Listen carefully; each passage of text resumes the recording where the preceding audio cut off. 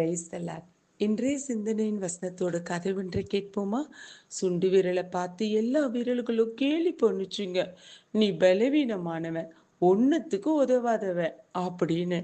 கட்டை விரல் சொல்லுச்சு, நான் அதிகாரம் உள்ளவன்னு. ஆள்காட்டி விரல் சொல்லுச்சு, நான் சுட்டி காட்டுறதுல சாமர்த்தியசாலின்னு. நடுவிரல் சொல்லுச்சு, நான் தான் உயரமும் கம்பீரமானவன்னு. மோதிர விரல் சொல்லுச்சு, நான் பணக்காரன்னு. சுண்டு விரல் ரொம்ப வருத்தப்பட்டுச்சு.